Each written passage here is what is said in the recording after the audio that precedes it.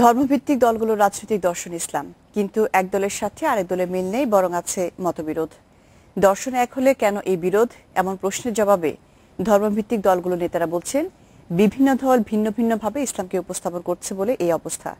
আর রাজনৈতিক বিশ্লেষকদের মতে দর্শন নয়, ব্যক্তি এবং গোষ্ঠীর স্বার্থের কারণেই ইসলামী দলগুলোর মধ্যে মতবিরোধ।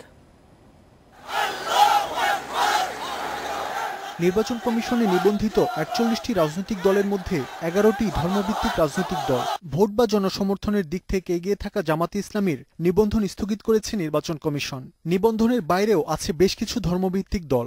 এদের বেশিরভাগেরই নেই সাংগঠনিক কোনো কার্যক্রম, অনেকেরই নেই কোনো কার্যালয়। বাস্তবে ব্যক্তি ও গোষ্ঠী স্বার্থ নিয়ে রাজনীতি করছে বেশিরভাগ ইসলামী দল।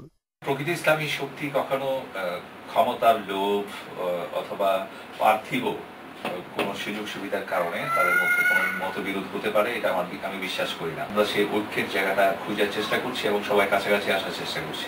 বিভিন্ন কারণে বিভিন্ন প্ল্যাটফর্ম থেকে কাজের সুবিধার্থে অনেকে করে, দল করে, কাজ করে, যে যেভাবে সুবিধা মনে করে সেভাবে করে।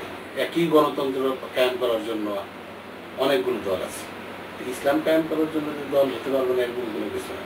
তবে ভোটের রাজনীতির কারণে ক্ষমতাসীন বা বিরোধী দল সবার কাছেই ইসলামী দলের কদর আছে। এজন্য আওয়ামী লীগের নেতৃত্বাধীন ১৪ দলীয় জোটে স্থান পেয়েছে বাংলাদেশ তরিকত ফেডারেশন। আর বিএনপি নেতৃত্বাধীন ২০ দলীয় জোটে রয়েছে জামাতে ইসলামী, ইসলামী ঐক্য জোটের একাংশ, খেলাফত মজলিস, ইসলামিক পার্টি ও জমিয়তে উলামা ইসলাম।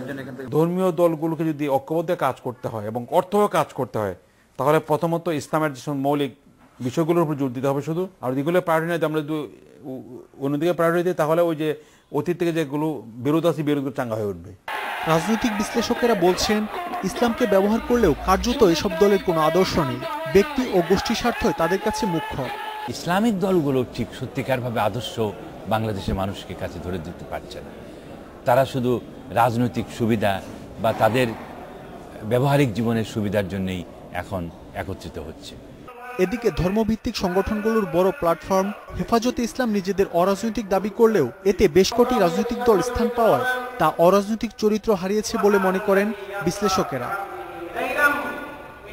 মাহমুদ শরীফ, ইন্ডিপেন্ডেন্ট নিউজ, ঢাকা।